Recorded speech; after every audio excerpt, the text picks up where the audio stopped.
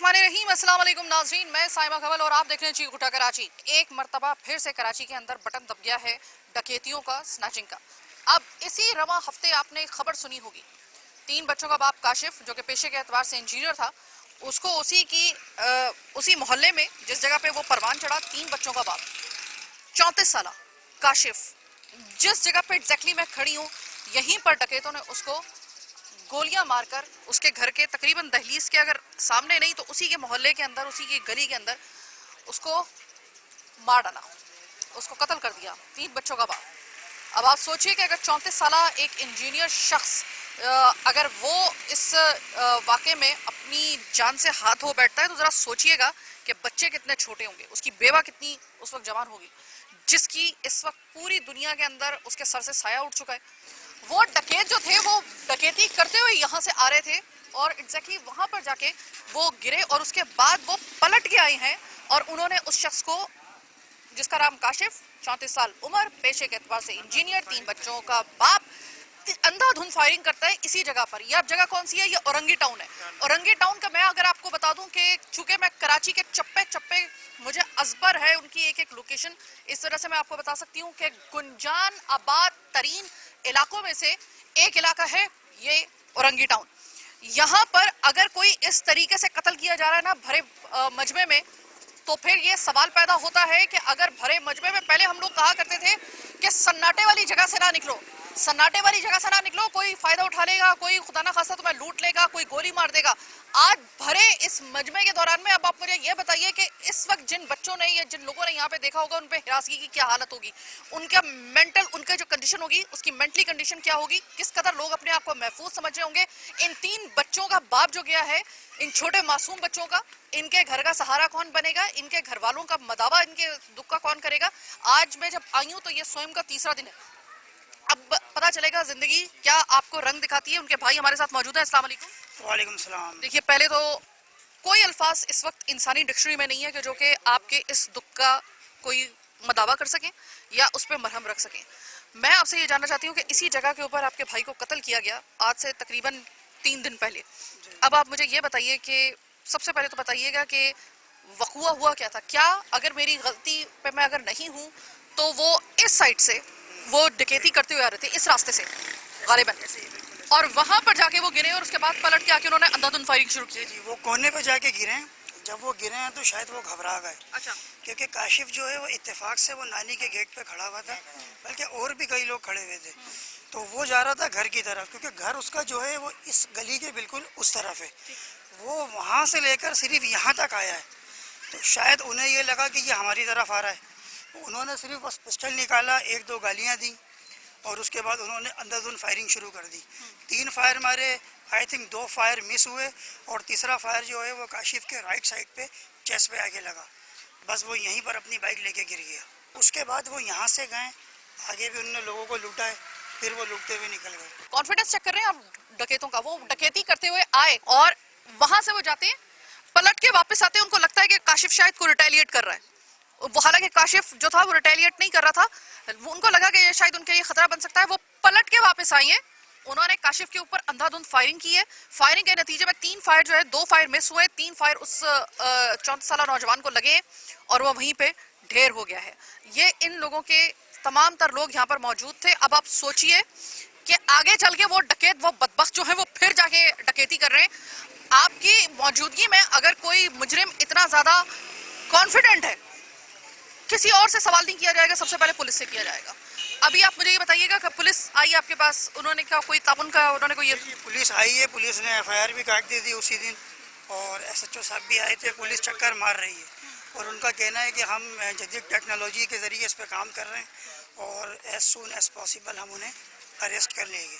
देखिए, होना तो ये चाहिए था, अल्लाह करे कि वो ऐसा कर लें, लेकिन होना तो ये चाहिए था कि आपके जो डकैत है ना, उनके दिलों के ऊपर इतनी बड़ी धाक बैठ जानी चाहिए थी आपकी पुलिस की कि उनकी इतनी हिम्मत होनी ही नहीं चाहिए थी। कल जब हम अपने भतीजे, मेरा भतीजा था, हम यहाँ पे स्वयं का तंबू लगा रहे थे, दूसरा मेरा भतीजा, ऊपर वाले भाई का लड़का, वो कोने तक आया, फोन पे यूँ लगा के, 2 लड़के फिर पिस्टल लग के उससे मोबाइल ले गए। ये उस वक्त जिस वक्त अगले दिन उसी जगह पर, हाँ, ये कोने पे हमारे दूसरे भतीजे थे, एक का सोया मोटा, दूसरे का जनाजा उठा। हम लोग क्या करते हैं बताओ।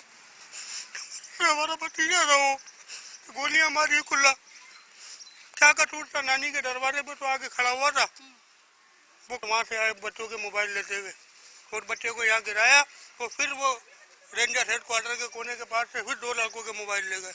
यानी उस दिन और जिस दिन, अब आप हद देखिए आप सिर्फ कि ये वही जगह है जहां पर दूसरे दिन उस शख्स का जनाजा उठाया जा रहा है। एक जनाजा उठ रहा है इसी डकैती के नतीजे में, उसके नतीजे में उसको कत्ल किया जाता है, और एक जनाजा उठने के दौरान उसी का जो है वो कजन जो है वो उसी जगह पर वो फोन पे बात करता हुआ, जाहिर है कि अब जनाजा उठ रहा है तो लोग फोन करेंगे, वो फोन पे बात करता हुआ रहा है, उधर ही उससे डकैती हो रहती है उसी स्पॉट पर। अगले ही दिन स्वयं वाले दिन आप ये देखिए अब, और वो भी सुबह 11 बजे। अब अल्लाह अल्लाह माफ करे कि इतनी ढील। अभी तो मुझे खतरात यहाँ पे मुझे अपने लिए और मेरी टीम के लिए लाहक हो गए हैं कि जितने ज्यादा यहाँ पे डकैती के वाकयात हो रहे हैं और इतने मजमे के दौरान में अगर उनके दरमियान में अगर ये डकैती करके जा रही हैं, तो फिर आप मुझे सोचिए कि मैं अपने आप को किस तरह महफूज तस्वर करूंगी। बैरियर लगवा दो, अल्लाह का वास्ता है, हमें परमिशन दे दो। भाई अब याद करो, ऐसी ये वक्त तो नहीं है ये बात करने का, लेकिन आपने चूंकि बैरियर की बात की, याद करें आज से 10-12 साल पहले जब बैरियर लगते थे ना यहाँ पर, कभी ऐसा वाकया हुआ था? और किसी के साथ नहीं हो, कभी नहीं। यहाँ हर गली में बैरियर लगे होते थे, मुझे अच्छी तरह याद है, कभी नहीं होता था। लेकिन जब से ये बैरियर हटे, कोई यहाँ से घुसता है, 10 साल तक लगे रहे बैरियर पर, यहाँ पर कुछ ऐसा वाकया नहीं हुआ। देखिए इस वक्त किसी दूसरे जिद का सहारा मत लीजिए। इस वक्त ये देखिए कि इस वक्त इसका मदावा अगर नहीं कर सकते तो कम से कम आगे चल के लोगों की जिंदगियां महफूज रह सके, जितने बच गए हैं बाकी कराची में लोग, उनकी जिंदगियां महफूज रह सकें। इसके लिए हम बार बार आपसे कह रहे हैं कि देखिए जब तक के बैरियर लगे हुए थे ना, जब हर गली के अंदर हर जगह पे आपके बैरियर लगे हुए थे, खुदा की कसम उस वक्त ऐसी डकैतियां नहीं होती थी। वो दूसरे वे में कोई इस तरह की कोई वारदातें हो जाए तो वो हो जाए, और वो भी वो बहुत कोई रेयरली होती थी। लेकिन आपकी गलियों के अंदर से आपके नौजवानों को गोलियां नहीं बरसाई जा रही होती थी, और उनको पता होता था कि बैरियर अगर बंद है तो किसी की हिम्मत नहीं होती थी। पता था कि यहाँ पे हम लोगों की सीधी मौत है, किसी की जगह पे कम से कम गलियों के अंदर हम डकैती नहीं कर सकते, गलियों के अंदर हम जो है वो स्नैचिंग नहीं कर सकते। लेकिन जब से ये बैरियर खत्म किए गए हैं, तब से देखिए कि उसके बाद से क्या ये बाजार गर्म हुआ है। आप बैरियर चाहते हैं कि लग जाए? जी जी बिल्कुल बैरियर चाहते हैं हम कि हमारे एरिया में बैरियर लगे हैं, पहले भी लगे हुए थे, लेकिन अब ये बहुत ज़्यादा वारदातें हो गई हैं। हमारा खुद का भाई था वो, हमारे साथ घूमता था वो, लेकिन जब ये वाकया हुआ है तो हम लोग के खुद दिल बैठ गए हैं। दूसरा अब हम लोग कुछ खुद से भी करते हैं तो, लेकिन क्या करें, हम लोग कुछ भी नहीं कर सकते।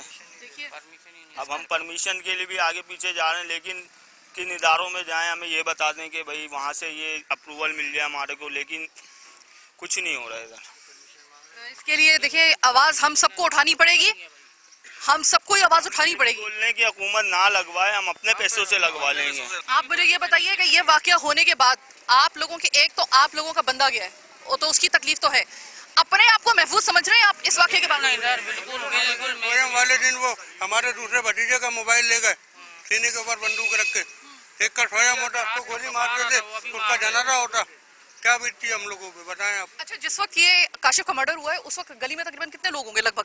आप थे? ये भाई आप थे भाई, आगे आपकी नजरों में क्या देखा है?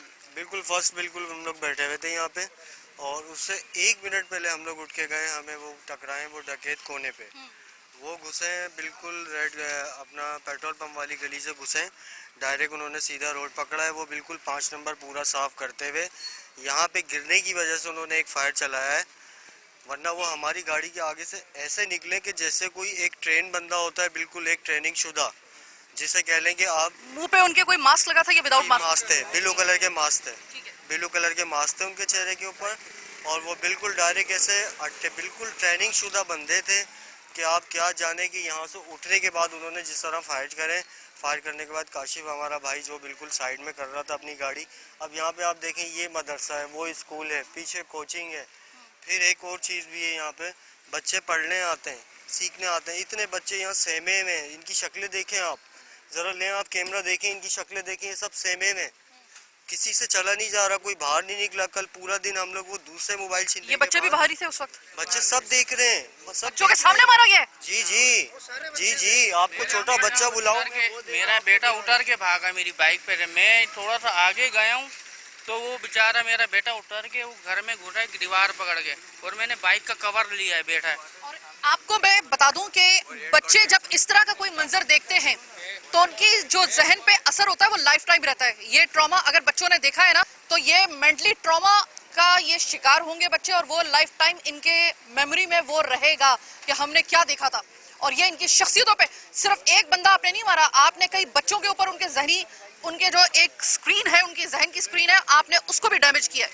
आप बताएं। जबरदस्त तरीके से यहाँ से उठ के उन्होंने आगे एक वारदात और करी। रेंजर्स हेड क्वार्टर है, उसके आगे गाड़ी थोड़ी सी देर में बाहर आई है। वो जब बाहर आई है तो उनसे पूछा गया कहाँ गए, तो उन्होंने बाकायदा जवाब दिया कि सीधे गए। मतलब वो उस टाइम पे थोड़ी सी मिसिंग हुई है 1 आध मिनट की, कि वो बाहर नहीं आए थे। ये लाइट चली जाती है, लोड शेडिंग है, पानी नहीं था, यहाँ फौदगी पड़ी है, हम लोग नहाने के लिए तरसे बैठे। इतनी परेशानी सिर्फ इस मोहल्ले में, जो एक खुशहाल मोहल्ला था बैरियल होते हुए, अब बैरियल ना होने की वजह से ये खुशहाल क्या महफूज तक नहीं है आपके सामने। जब बैरियर लगे हुए थे तब ऐसा नहीं होता था। मैं यकीन मानिए कि कभी भी मैं अपने प्रोग्राम में कभी उस पॉइंट को रेस करती नहीं हूँ कि जो गैर जरूरी हो। मुझे मालूम है कि कौन सा पॉइंट रेस करने वाला है, कौन सा नहीं। जब आपकी गलियों के अंदर, याद कीजिए आज से 10-12 साल पहले जब बैरियर लगे हुए थे, तो तब कोई एक वाकया मुझे बता दे कि गली के अंदर आके किसी की इतनी हिम्मत हुई हो कि मोहल्ले वालों के सामने किसी को डकैती की बुनियाद पर स्नैचिंग की कोई वारदात करते हुए कोई किसी पे गोली चला दे। पता है कि आगे बैरियर बंद होगा, बैरियर का एक खौफ होता था, एक बैरियर का होता था। और ये बैरियर लोग कह रहे हैं कि हम इतने परेशान हो गए कि कम से कम हम अपनी गलियों में अगर महफूज नहीं है, बैरियर कम से कम हमें अपनी गलियों में तो महफूज रख सकता है। कम से कम हम अपने घर की दहलीज पे तो कत्ल ना किया जाए, हम अपनी गलियों में तो कम से कम कत्ल ना किया जाए। हमारे बच्चे तो कम से कम बचपन से ही वो देख रहे हैं अपने उन बड़ों को, कम से कम उनको वो मर्तबा अपनी आंखों के सामने ना देखें। क्या मुजाहिका है ऐसा? क्या लोग कह रहे हैं कि भाई हम अपने पैसों से ये बैरियर लगा देंगे। बैरियर इस वक्त जरूरत बन गए हैं। आपने इतने तजर्बे कर लिए हैं कराची पर कि कोई आपका तजर्बा काम नहीं आया। डकैती और स्नैचिंग की वारदातें रोकने के लिए पुलिस ने क्या कुछ नहीं वो दावे कर रही होती, कोई वारदातों में कमी नहीं आई है। ऐसे में अगर एक तजर्बा आपको और करना पड़े कराची के लिए, और वो भी वो तजर्बा जो कामयाब तजर्बा था, उसको वापस अगर आप रिवाइव करते हैं, क्या मुजाहिका इसके अंदर? लोग कह रहे हैं हम अपने पैसों के ये भाई ये बैरियर लगा लेंगे, लेकिन ये बैरियर लगाने दो हमें खुदा के लिए, हमारी जान बचाने के लिए। कोई आए और आके कराची वालों पे गोलियां बरसा के चला जाए, उनके अपने घर की दहलीज पर उनकी माओं के सामने उनको मार के चला जाए, उनकी नानी के घर के सामने उनको मार के चला जाए, उनके खून के सामने। खून को कभी आपने इस तरीके से मर्तबा नहीं देखा होगा। ये सिर्फ उस वक्त हुआ है जिस वक्त बैरियर खत्म किए गए। छोटी सी एक ब्रेक का वक्त हुआ है, अब मैं आपको आगे लेके चलूंगी और प्रोग्राम के अगले हिस्से को आगे बढ़ाते हुए हम लोग मजीद लोगों से बात करेंगे। मेरे साथ रहिएगा।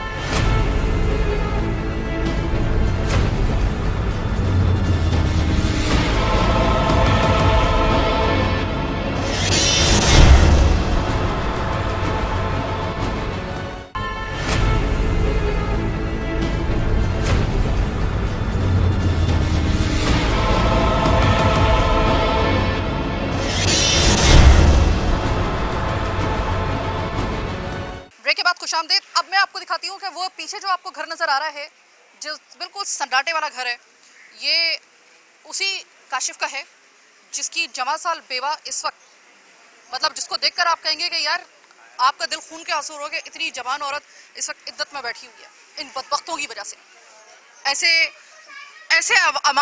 इन अवामिल की वजह से, इन एलिमेंट्स की वजह से, कि जिन्होंने एक मिनट के लिए भी गोली चलाते वक्त ये नहीं सोचा कि वो शख्स जिस पे गोली चला रहे हैं वो किस किस का प्यारा है, किस किस का सहारा है। काशिफ मरहूम की जो वालदा है वो इस वक्त बात करने की स्टेट में नहीं है। चलो बेवा तो इद्दत में है, वो तो बात वैसी नहीं करेंगी। उसकी वालदा बात करने की स्टेट में नहीं है, मेंटली स्टेट में नहीं है उस वक्त। और मेंटली स्टेट में वो क्यों हो, अभी उस औरत के पास रह गया है बात करने के लिए। हमारे में भी वो हौसला नहीं है, हम किस तरीके से उससे बात करें। पहले मोहल्ला से ही बात कर लेते हैं। वो साहब जिनके साथ कुछ देर पहले बैठकर काशिफ भाई ने खाना खाया और शायद अपनी ज़िंदगी का आखिरी खाना खाया, वो हमारे साथ मौजूद हैं। आपके साथ आखिरी खाना खाया काशिफ? जी दोपहर को हमारे साथ ही था काशिफ, दुकान पे हमारी शॉप है कोने पे ना, यहाँ से आप आएंगे तो वहीं पर ही आया था। कल उस दिन छुट्टी पे थे वो, तो आए यहाँ पर दुकान पे बैठते थे, अक्सर ऐसे ही होता था। तो खाना ना हमारे साथ खाया, हंसी मजाक करते रहे, तकरीबन 2-2.5 घंटे हम बैठे रहे। तो उसके बाद उनके घर से फ़ोन आ गया, उनकी शायद सास आ गई थी, तो उनके लिए वो खाना ना लेकर गए, बात का फ़ोन आया था। तो इस बार मेरे को शाम में ही फिर मेरे को मिले, कि थोड़ी देर पहले ही गली में ही थे, तो एक दोस्त को बुलाने गए थे, तो उससे बोला मैं खाना खा के आ रहा हूँ। तो बस वो ऐसे टेलते आगे आए और फिर ये हादसा हो गया। ये कब तक चलेगा, क्योंकि यहाँ पे कोई सेफ्टी नहीं है हम लोगों को। काशिफ का भाई, चचा का बेटा, हम लोग इधर ही इसी गली में खड़े हुए थे और इसी जगह पे उसका मोबाइल छीना। तो यहीं से जो है वो खाली फ़ोन करने की उन्होंने बोला है कि उसके दोस्तों को बुलाओ जो क्रिकेट के हवाले से, जो काशिफ क्रिकेटर था, तो उसके हवाले से वो फ़ोन कर रहा था अपने दोस्तों को, उसके दोस्तों को बुलाने के लिए। तो वो बस खाली यहाँ तक आया है कोने तक और उसका मोबाइल जो है उसके सर पे पिस्टल रख के उसको ले। सॉरी क्या बता रहे हैं का साइन बनाते हुए आप? डकैत विक्ट्री का साइन बनाते हुए गए हैं जी। छोटे छोटे लड़के थे, इतने बड़े भी नहीं थे। वो पूरा रोड ऐसे गए सीधा सामने। ये कौन है जो कराची का इतना बड़ा दुश्मन बन गया है कि कराची के लोगों को मार के वो विक्ट्री का निशान बनाते हुए जा रहे हैं? डकैती करके मार के बंदों को वो विक्ट्री का निशान बना के जा रहे हैं। आपको समझ में आ रहा है वो विक्ट्री का निशान नहीं है।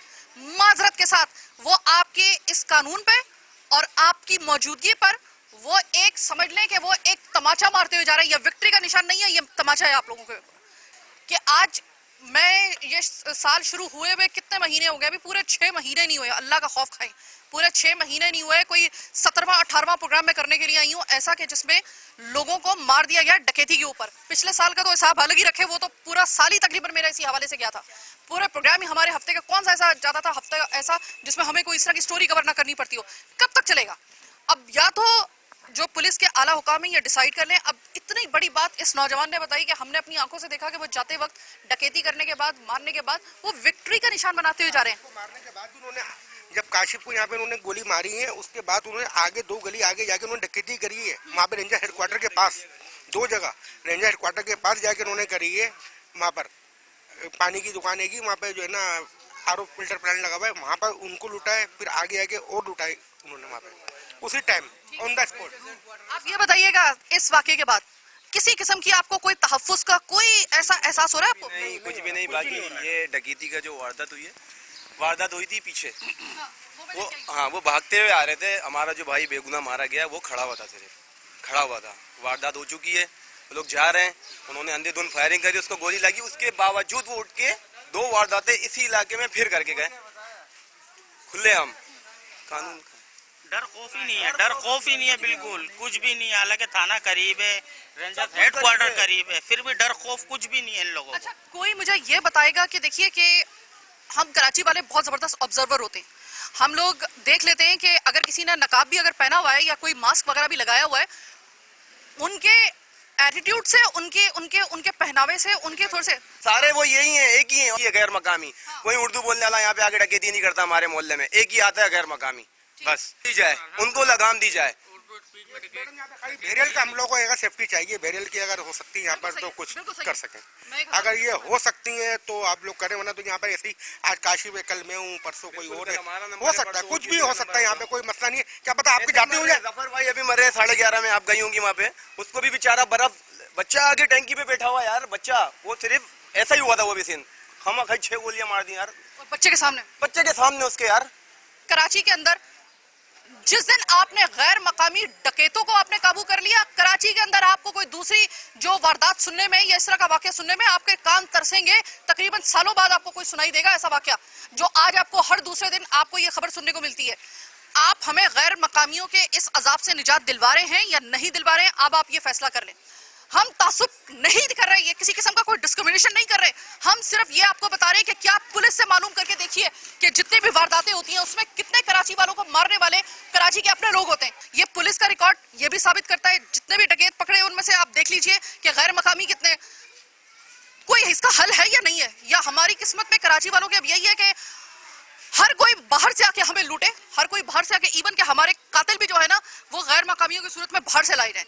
क्या कहेंगे सर आपके साथ काशिफ के इस मर्डर के बाद आप क्या कहेंगे? उठा हुआ था, मेरे साथ बैठा हुआ था, खाना खाया मेरे साथ, कोल्ड ड्रिंक पी, फिर उठ के गया, घर गया, फिर शाम को फिर मुलाकात हुई। बस ये कि वाकया हुआ, बेकसूर था बहुत वो। मैं आपसे एक सवाल करना चाहूंगी, मैं ये करना चाहूंगी सिर्फ लोगों को ये दिखाने के लिए ताकि उनको जिसको एहसास नहीं है उसको एहसास हो जाए। एक शख्स जो आपके साथ खा रहा है, पी रहा है, आपके साथ बड़ा हुआ है, आप ही के साथ दरमियान में रहता है, और अचानक उस शख्स की अगर ऐसी कोई खबर आए, आपकी ज़हनी कैफियत क्या होती है उस वक्त? ऐसा बहुत हम लोग कभी तक सेट नहीं है, हम लोग तक सेट नहीं हो पा रहे हैं जो ना। आपने भी यही बात की? जहन से नहीं निकल पा रहा है काशिफ, बिल्कुल भी जहन से हमारे नहीं जा पा रहा है, 1 मिनट के लिए भी नहीं जा रहा है। ना सोने का, ना बैठने से, ना खाने पीने में, हर जगह काशिफ ही काशिफ नजर आ रहा है। लेकिन उसके बच्चों का क्या होगा मैडम? इसके लिए हमारे बताइए बताइए क्या करें? और इसी साल में मेरे साथ 2 वारदातें हो चुकी हैं अपने इसी जगह पे इसी मोहल्ले में। इसी मोहल्ले घर के अंदर मैंने यूं गेट पकड़ा है, गेट पकड़ के अंदर जा रहा हूँ, गेट में जाने नहीं दिया, मुझे रोक लिया, बोला इधर आ जाओ, और जदीद असला के मेरे को 2 इधर मिला, लेके जाओ भाई। ये है कि काशिफ के बच्चों का क्या होगा। अभी तक कितनी पार्टियां आ चुकी हैं, लेकिन हमारी जो मुकामी पार्टी है ना, वो आज तक अभी तक नहीं आई है। कोई नहीं आया अभी तक, उनमें से कोई भी काशिफ के घर वालों पे हाथ रखने के लिए उनमें से कोई नहीं आया अभी तक। उसके लिए कम से कम काशिफ की वाइफ के लिए उसके बच्चों को खराज ज़कात की जरूरत नहीं है, इसकी सूरत में उसके लिए हम कुछ नहीं आते। कम से कम उसकी वाइफ को पढ़ी लिखी है, उसको कोई अच्छी एजुकेशन में कोई एक जॉब दे दो, बस यही हमारा एक मुतालबा है। अभी तो कातिलों को पकड़ना ना पकड़ना, वो छूट जाएंगे, सब हो जाएगा, कुछ भी नहीं होने वाला है, ये बेकार वाली बात है। कम से कम जो हम कर सकते हैं ना हुकूमत के अंदर है, उससे हमारी ये गुजारिश है कि बराए मेहरबानी उसके बच्चों के लिए, उसकी वाइफ के लिए, सिर्फ वो सिर्फ एक 7 साल का बेटा है, एक 4 साल का बेटा है, 1 साल की बेटी है, 1 हफ्ता पहले उसने सालगिरह सेलिब्रेट करी थी। आप सिर्फ ये चाह रहे हैं कि उनकी जो वाइफ है वो पढ़ी लिखी, उनको कोई जॉब का बंदोबस्त इद्दत के बाद हो जाए? जी बिल्कुल, एजुकेशन में उसको उसकी अच्छी जॉब की हो जाए बस, और गवर्नमेंट जॉब, ये नहीं कोई ऐसी आलतू फालतू जॉब की, वो नहीं, क्योंकि उसको किसी खराज ज़कात की जरूरत नहीं है। ऐसी नहीं चाहते हैं कि ऐसे कोई इमदाद कर जाए, ऐसे कोई वो बांध दे, वजीफा बांध दे, ऐसा नहीं, बहुत अच्छी बात की। ऐसे नहीं चाहिए, ताकि वो कर सके अपने बच्चों का, और जो हो सके उसके बच्चों के नाम पे आप कर सकते हो, डाल दो जो क्या।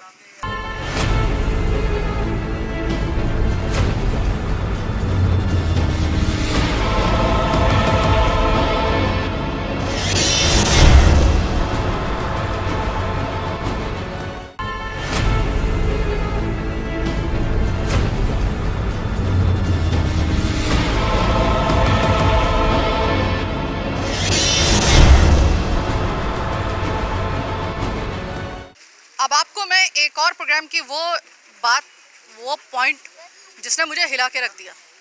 गोली तो चलाई उन बख्तों ने, लेकिन मारा उन्होंने नहीं था। यकीन कीजिए उस वक्त वो बंदा होश में था, वो कह रहा है मुझे दर्द हो रहा है।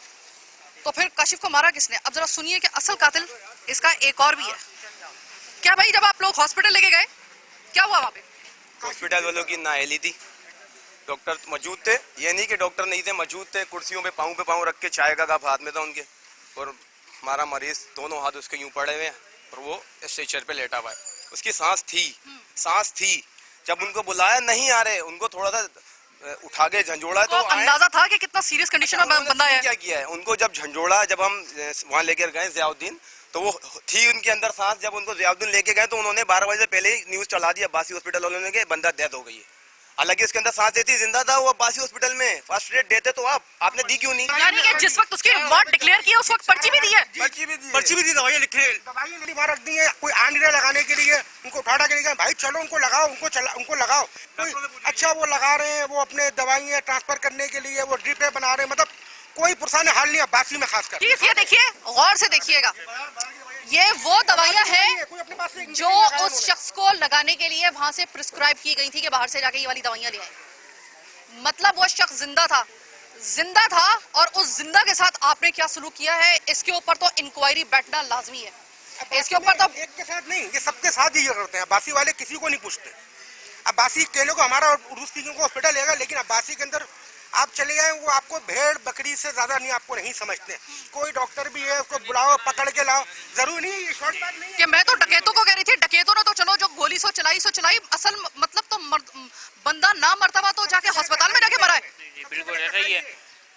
निहायती कोई डॉक्टर तो हमारे बैठे हुए हैं, पर मसला है उनके अंदर बिल्कुल भी एहसास नहीं है, इंसानियत नहीं है।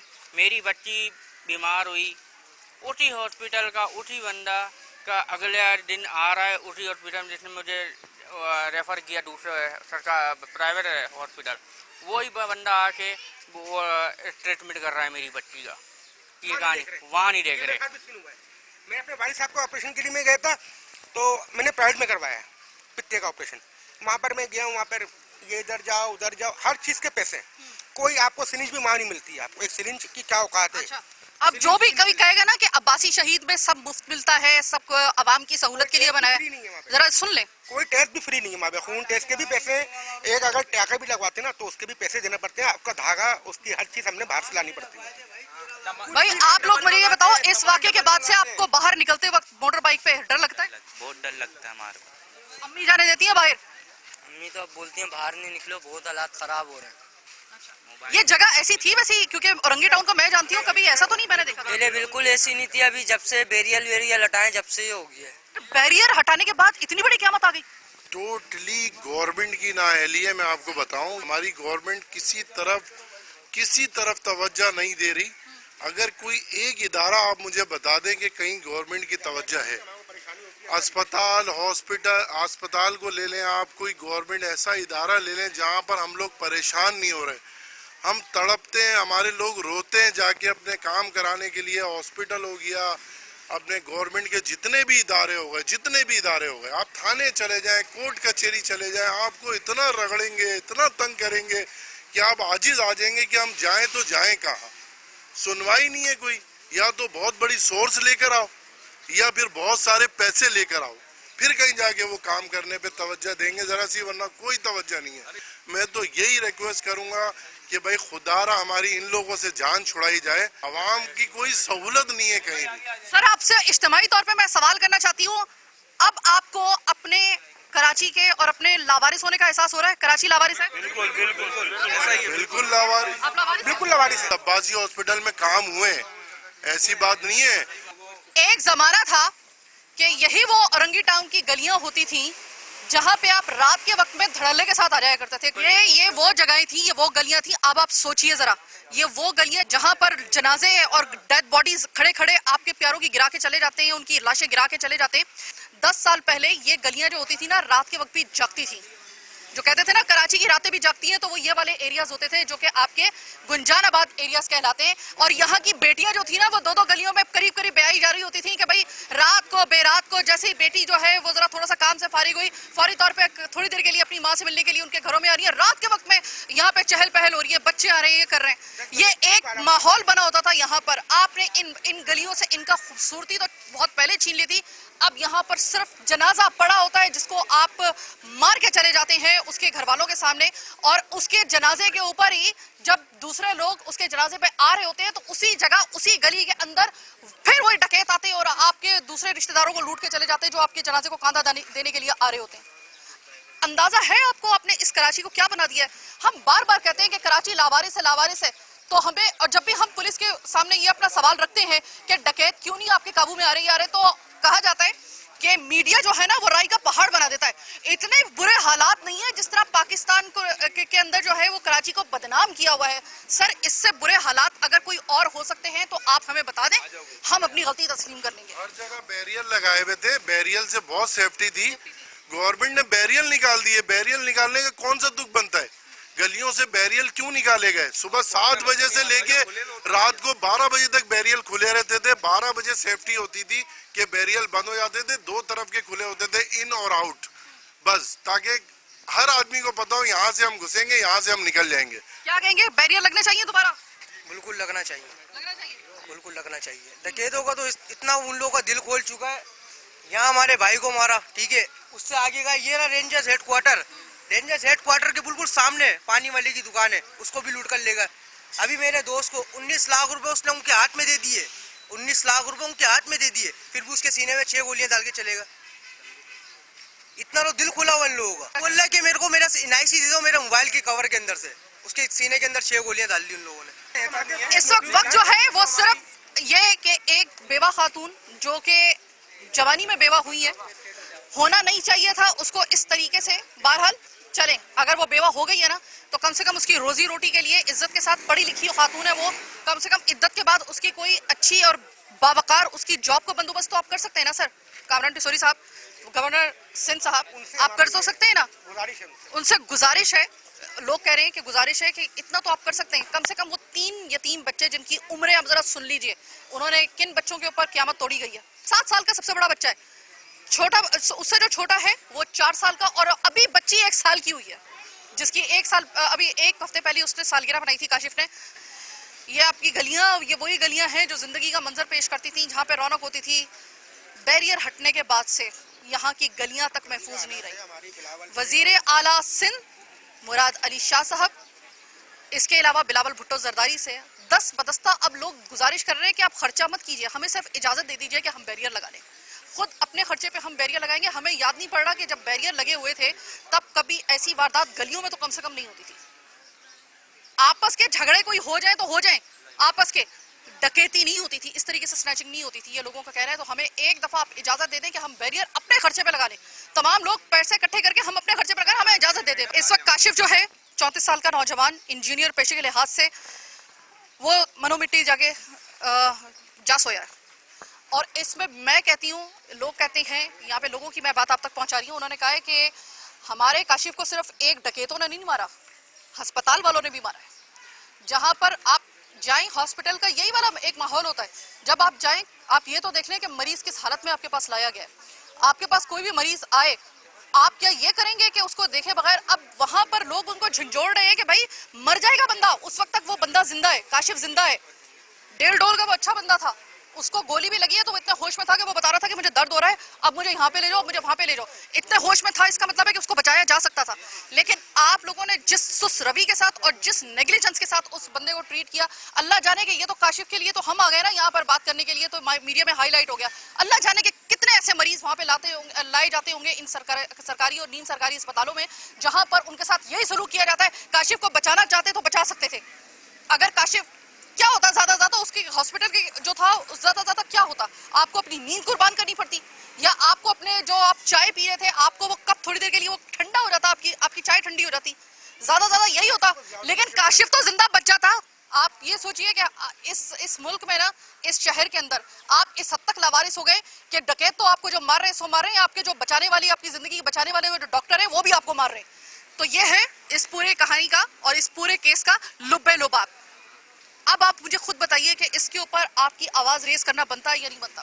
और रही बात आखिर में इस चीज की कि लोगों का पुरजोर यहाँ पे मुतालबा है कि हमें बैरियर वापस लगाने की इजाजत दी जाए। हम हुकूमत पे नहीं डालेंगे खर्चा, इंतजामिया पे नहीं डालेंगे खर्चा, हम अपनी मदद आपके तहत खुद लगा लेंगे, हमें बस परमिशन दे दी जाए। यहाँ पे बैरियर का आवाम की तरफ से पुरजोर मुतालबा सामने आ रहा है, जो बिल्कुल जायज भी है इन हालात में।